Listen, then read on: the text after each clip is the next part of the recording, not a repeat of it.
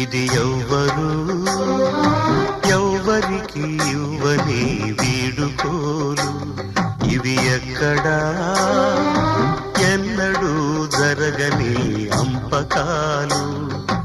దేవతా తరలిపో, తల్లిగా మిగిలిపో, వదలలేక వదలలేక గుండె రాయి చేసుకుని ఎవ్వరు ఎవ్వరికి ఇవ్వని వీడుకోలు.